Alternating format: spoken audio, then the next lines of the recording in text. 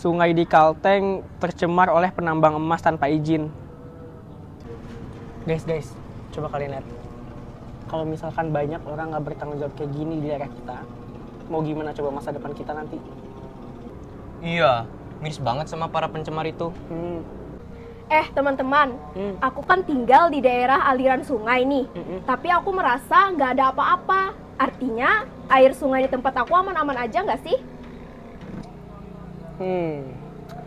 Daripada kita menduga-duga, mending kita nyari cara gimana kita bisa membuktikan kalau sungai kita ini tuh emang benar-benar tercemar merkuri atau enggak.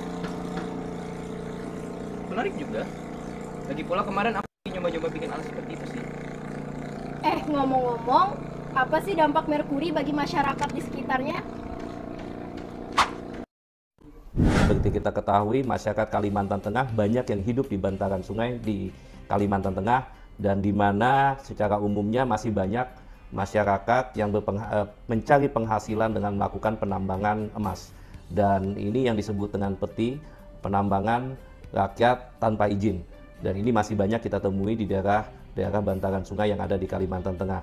Dan sesuai dengan Permenkes nomor 492 tahun 2010, di mana persyaratan kualitas air minum yang bebas merkuri, di mana merkuri yang masih bisa dikonsumsi secara umumnya adalah dengan 0,001 mg per mililiter. Apabila kadar merkuri di atas itu tentunya akan berbahaya bagi kesehatan. Merkuri adalah zat yang toksik, zat kimia yang toksik, di mana sulit sekali diurai dan juga akan mudah dibawa oleh atmosfer, dan apabila tertelan oleh tubuh atau terhirup udaranya akan menimbulkan angka kesakitan baik itu pada organ jantung, organ otak maupun saluran pencernaan. Dan ini akan sangat mempengaruhi flora yang ada di bantaran sungai, dan juga masyarakat di daerah bantaran sungai tentunya akan terganggu kesehatannya. Banyak di daerah kita di Kalimantan Tengah, apabila musim-musim tertentu seperti musim kemarau bisa mengakibatkan penyakit diare dan juga penyakit-penyakit yang lainnya. Dan akibat dari ini memang belum bisa dilakukan penelitian secara ilmiah, namun hasilnya tentu sangat membahayakan bagi generasi kita di Kalimantan Tengah. Demikian. Definisi dari merkuri atau rasa air atau hydrogen atau quicksilver adalah unsur kimia bernomor atom 80 dengan simbol Hg dan merupakan logam berat yang sangat berbahaya bagi kesehatan dan lingkungan hidup. Sifat dan karakteristik dari merkuri ini yang pertama adalah cair dalam suhu ruang, berwarna putih perak dan mengkilap, mudah menguap, bersifat toksik atau beracun. Yang ketiga, resisten dan bioakumulasi. Yang keempat, dapat berpindah dalam jarak jauh di atmosfer. Nilai rujukan merkuri ini yang pertama, menurut WHO, batas aman asupan merkuri pada tubuh manusia adalah 0,47 mikrogram per kilogram per hari. Yang kedua, kadar merkuri pada darah rujukan untuk populasi umum adalah 0,5 mikrogram per 100 ml darah. Yang ketiga, kadar merkuri pada urin rujukan untuk populasi umum sejumlah 1,5 mikrogram per 100 ml darah. Yang keempat, kadar merkuri pada urin rujukan untuk populasi umum sejumlah 5 mikrogram per gram kreatinin urin. Yang kelima, kadar merkuri pada urin rujukan untuk pekerja sejumlah 35 mikrogram per gram kreatinin urin. Dan yang terakhir, kadar merkuri rujukan untuk populasi umum sejumlah 10 ppm menurut WHO. Namun, pada ibu hamil kadar tersebut harus di bawah 10 ppm karena dikhawatirkan akan mempengaruhi janin. Selanjutnya, merkuri termasuk dalam penggolongan B3, di mana merkuri termasuk B3 dengan karakteristik racun, karsinogenik, dan berbahaya bagi tubuh manusia, serta lingkungan. Dampak dari merkuri ini, yang pertama, penelitian yang dilakukan oleh Stefan Bose, O'Reilly, dan teman-temannya pada tahun 2007 di Kalimantan Tengah dan Sulawesi Tenggara pada penambang menunjukkan gejala spesifik racunan seperti movement disorder. Yang kedua, penelitian mengenai peran hormon IL-4 dan IFNY dalam gangguan autis pada anak akibat ibu yang terpajan merkuri, bahwa terdapat hubungan bermakna antara kadar Hg di rambut ibu dengan gejala autis pada anak. Yang ketiga, penelitian yang dilakukan di Lebak Situ, Banten pada tahun 2016, bahwa 53,4% responden memiliki kadar Hg dalam rambut lebih dari 2 mikrogram per gram. Dan penelitian di lokasi yang sama pada tahun 2017 menunjukkan bahwa 51,7% responden memiliki fungsi ginjal yang tidak normal. Selain itu, merkuri ini dapat menyebabkan penyakit minamata atau kelainan pada sistem saraf pusat karena ikan yang terkontaminasi merkuri dan menyebabkan mulai dari kejang-kejang, kelumpuhan, hingga kematian. Detoks merkuri dapat dilakukan kecuali jika level merkuri di dalam darah mencapai lebih dari 15 mg per mililiter. Batasi asupan merkuri dari makanan dan paparan lain, dan perbanyak mengkonsumsi air putih dan makanan berserat tinggi yang mengandung detoks alami. Alat pengukur kadar merkuri konvensional pada saat ini terbilang relatif mahal, dan ketersediaannya yang sedikit dan sangat sulit untuk dicari. Oleh sebab itu, kami berinovasi untuk menciptakan sebuah alat untuk mengukur kadar merkuri. Terlebih lagi, Kalimantan Tengah adalah salah satu provinsi dengan sungai terbanyak di Indonesia. Akan tetapi, maraknya penambangan emas ilegal telah merusak ekosistem sungai dan membuat biota-biota sungai menjadi beracun. Tentunya, hal ini dapat merusak kesehatan para warga sekitar dan masyarakat yang berada di Kalimantan Tengah. Oleh sebab itu, kami mengumpulkan informasi kepada warga yang tinggal di sekitar sungai tentang apa yang mereka rasakan terkait air sungai yang ada di Kalimantan Tengah ini.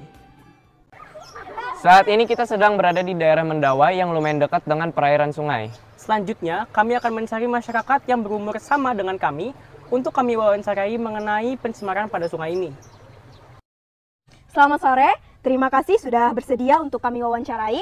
Perkenalkan, nama saya Mutia Ananda. Perkenalkan, nama saya Adnan Fauzan. Tujuan dari wawancara ini adalah untuk memahami pengalaman masyarakat Dan mencari informasi yang akurat mengenai air sungai yang tercemar oleh merkuri. Wawancara ini berlangsung paling lama selama 7 menit. Hasil wawancara ini bersifat rahasia. Tidak akan kami publikasikan, hanya akan digunakan untuk memenuhi tugas dalam program Hajar STEM 2022 dan hanya akan didiskusikan dalam lingkup tersebut.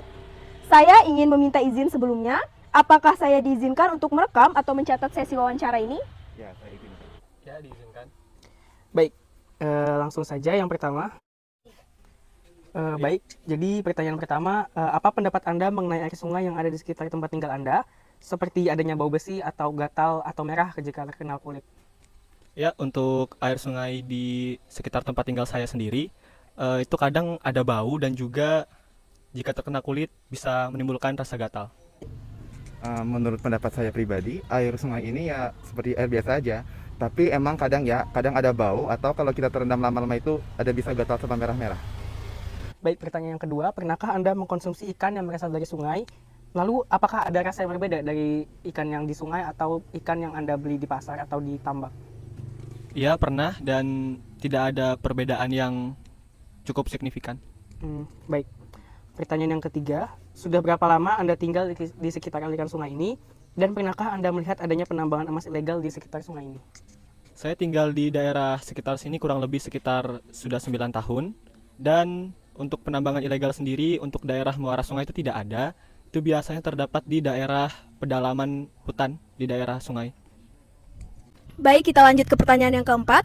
Apakah Anda tahu dampak dari sungai yang terkontaminasi merkuri pada manusia? Apa saja sih dampaknya? Saya ada baca di internet ya, kalau merkuri itu dampaknya itu buruk bagi kesehatan kita. Sehingga yang pertama, merkuri itu mudah larut pada lemak, jadi dia tuh bisa merusak kerja enzim, kan enzim bentuk reaksi kan. Nah, jadi itu bakal banyak reaksi-reaksi pada tubuh yang terganggu, jadi bisa merupakan kerusakan pada saraf, gagal ginjal, dan kalau terkena kulit itu bisa inflamasi atau peradangan. Baik, pertanyaan yang kelima, apakah Anda percaya bahwa air sungai ini terkontaminasi dengan merkuri? Untuk itu tidak ya, karena belum pernah ada kasus mengenai hal tersebut. Baik, pertanyaan terakhir. Jika akhirnya sungai ini terbukti terkontaminasi dengan merkuri, apa yang akan Anda lakukan?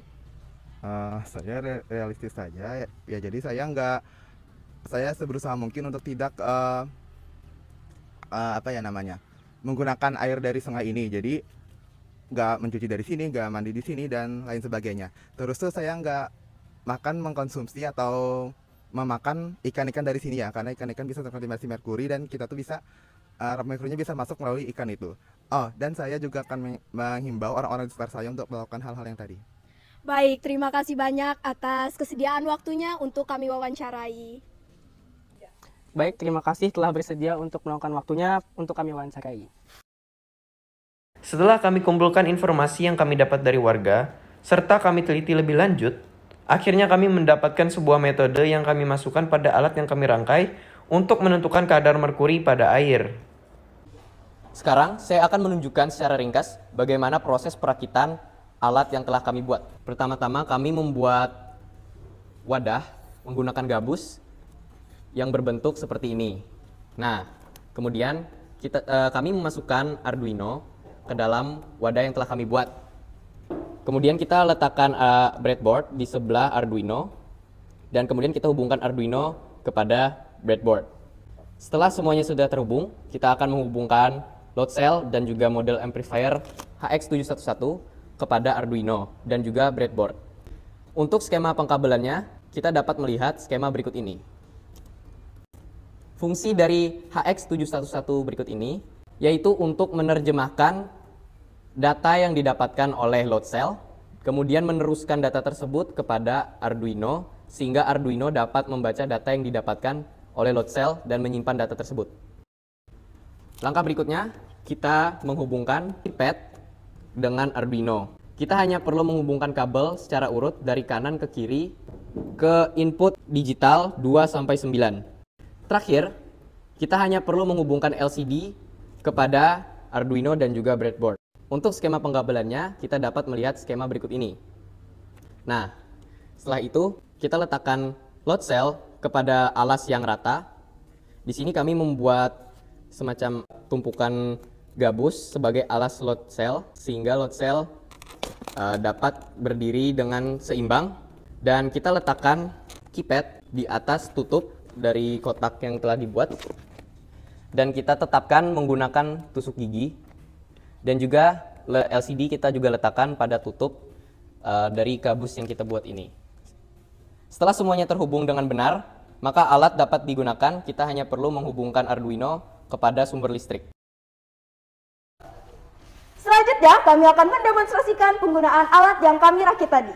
Baik, jadi untuk tahap yang pertama adalah kita langsung saja melakukan mekanisme elektrolisis sederhana pada setiap sampel yang telah diambil.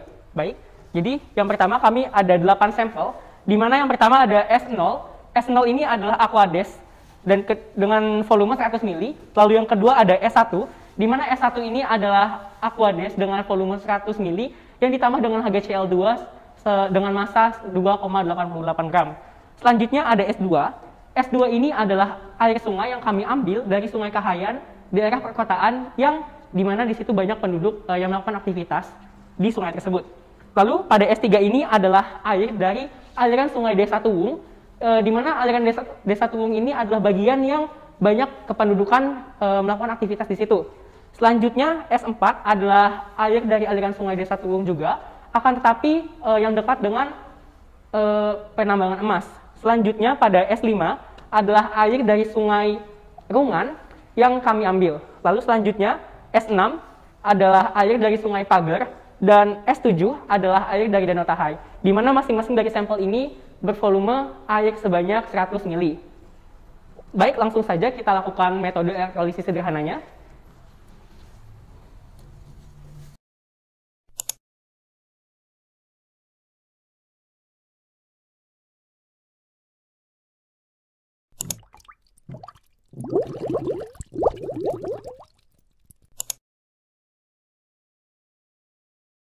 Setelah itu, kita akan memisahkan katode dan anode dengan kabelnya, dan kita akan keringkan katodenya. Seperti inilah hasil katode yang telah dikeringkan pada masing-masing sampel.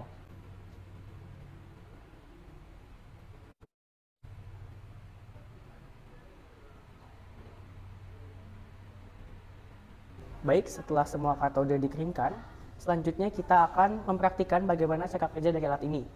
Yang pertama, kita akan menyambungkan alat ini pada sumber listrik. Selanjutnya, kita akan menunggu.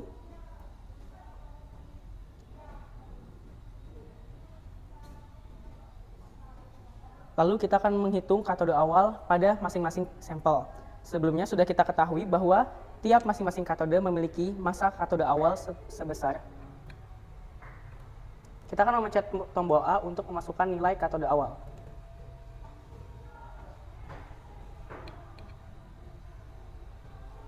Lalu kita akan memencet tanda pagar untuk menghentikan massanya. Lalu untuk memasukkan katode akhir, di sini kita akan mencoba sampel S6, kita tekan tombol B.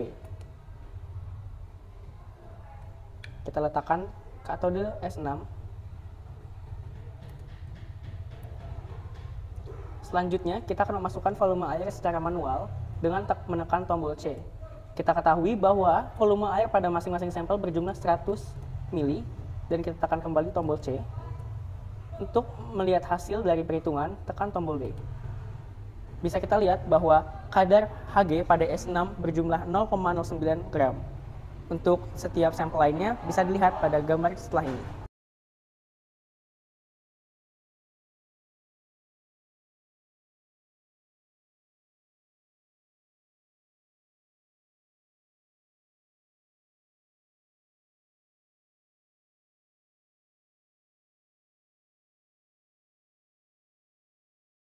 Assalamualaikum warahmatullahi wabarakatuh. Selamat sore adik-adik dan juga ibu-ibu. Kami siswa dari SMA N2 Palangkaraya meminta waktu untuk melakukan sosialisasi. Lalu selanjutnya kita akan mengukur berat awal dari batangnya ini, merkuri pada air yang ada di Sungai Kahayan ini, atau 0,12%. Sedangkan untuk merkuri normalnya yang masih ditoleransi itu 0,001 gram. Di sini 0,12 gram. Jadi ini tinggi sekali kadar merkurinya yang ada di Sungai Kahayan. Berdasarkan hasil penelitian, dapat disimpulkan bahwa yang pertama, apabila terdapat merkuri pada suatu larutan dan diperlakukan percobaan berupa elektrolisis, maka Hg+ akan mengendap pada batang katoda. Yang kedua, masyarakat perlu mengurangi ketergantungan pada air sungai dan lebih memantau kandungan logam berat yang terdapat pada air sungai dan pangan masyarakat. Yang ketiga, para penambang emas dapat menggantikan metode penambangan emas menggunakan air raksa atau dengan metode alternatif. Yang pertama ada teknologi pelindian sianidasi, yang kedua ada teknologi pelindian igoli, dan yang ketiga ada teknologi pemisahan gravitasi. Yang keempat, berdasarkan hasil percobaan, dapat kita ketahui dan kita simpulkan bahwa air dengan kandungan merkuri paling banyak adalah sampel 5, atau air sungai yang berasal dari Sungai Rungan, di mana air Sungai Rungan sendiri adalah lokasi penambangan emas ilegal terbanyak yang ada di Palangkaraya. Dan yang kelima, berdasarkan hasil percobaan, air yang memiliki kandungan merkuri paling rendah adalah sampel nomor S2, atau air yang berasal dari air Sungai Kahayan, daerah kependudukan kota. Demikian dari kami mengenai prototipe alat pengukur kadar merkuri pada air. Semoga dapat bermanfaat bagi masyarakat ke depannya. Terima kasih dan sampai jumpa.